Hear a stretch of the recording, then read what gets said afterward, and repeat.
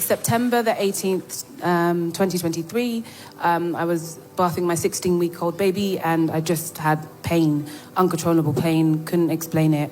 Rushed me to the hospital. When I got to the hospital, I was in pain again. They couldn't figure out what was happening to me, but my heart rate was elevated, everything was elevated. I think within 24 hours, they then figured out that my lungs had filled up with fluid. They induced me into a coma, and from that point, all my organs started shutting down.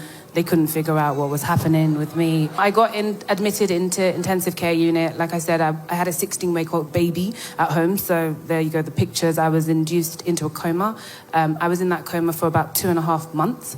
In that time, they just couldn't figure out what was wrong with me. So I was in like a local hospital, but I needed a bed in a specialist hospital because what they were dealing with, they couldn't deal with it. So they had to every day call the consultant from the specialist hospital to consult on my case.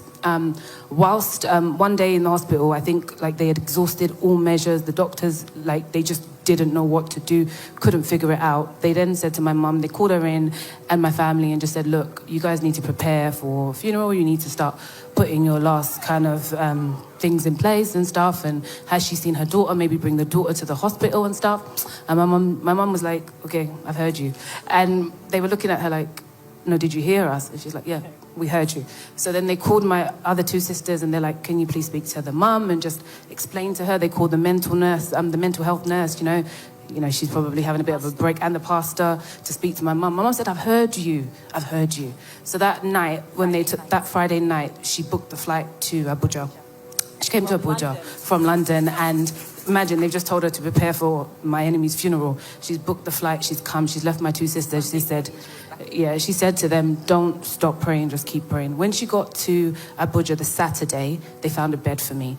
In order for them to find a bed for me in that specialist hospital, they have to do all manners of checks and balance. They have to decide who's got more survival rate. They already said I had a 2%. They already said they didn't know what to do with me, but somehow God showed favor. The day my mum got to NSPPD, they moved me. By the time she got back, I was awake. So when she got back from the altar, I was awake. So what I want to explain is when she got to the altar, she said to God, this girl will not die. She dropped her seed. She came and prayed on the altar, and she promised God that I will physically come back and give my testimony. So when we got back to the hospital, I was awake. All the nurses, they couldn't recognize me. Like when I woke up, I couldn't walk, I couldn't talk. Like when I first woke up, I was like tubes in my throat, everything. I was trying to take it out, I couldn't move.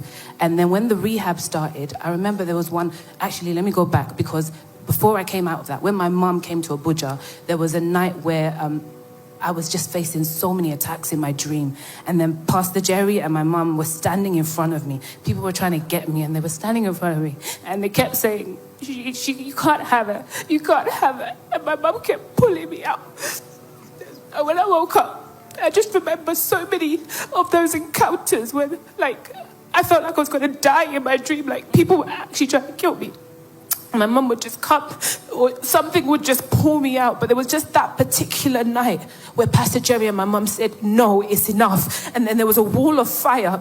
And when I woke up that night, and I started my rehab, when the doctors and the nurses come up in the morning, they're like, do you feel like doing this rehab? Do you feel like rehabilitating yourself? I said, it's not about do I feel like it. I will do it because I know the God that I serve. They said it would take 2 years for me to recover. They said I wouldn't be able to walk. I wouldn't be able to talk. Like I would need aid for 2 years. My daughter's first birthday was in April. I walked into the hall with her. We danced in with her.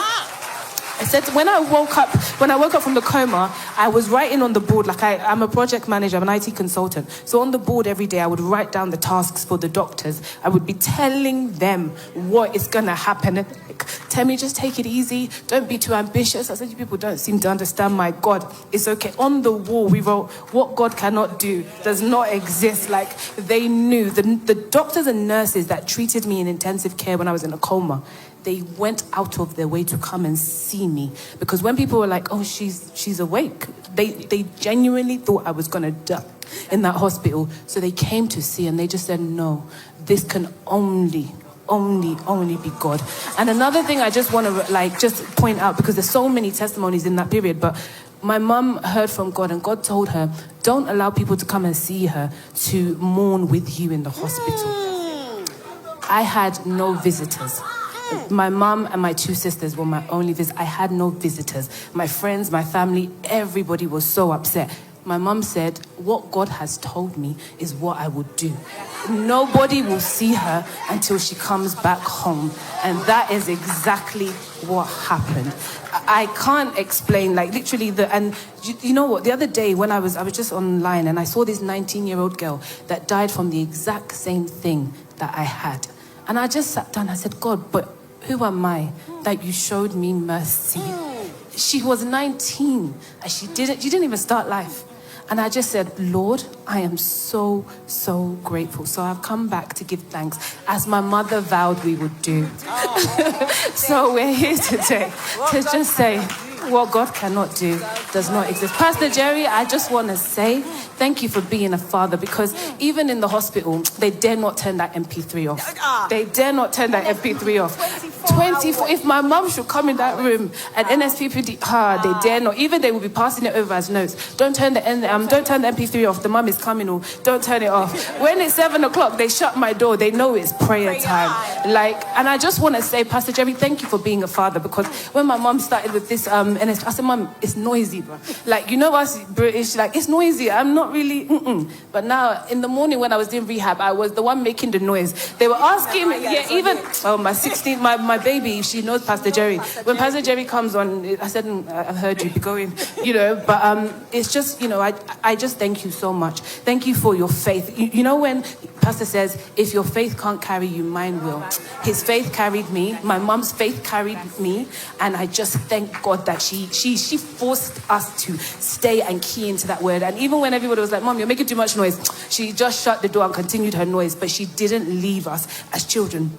She pulled us along. And I just want to say to my mom, if I could be half the mother that my mom is in this generation, she didn't fail. She stopped work. Nothing mattered. She didn't do anything but pray. When she got home at night, she would hold on to my baby daughter and she would use her as a point of contact for me. I just want to say thank you to my mom. Thank you, Pastor Jerry. Thank you so much. God bless you.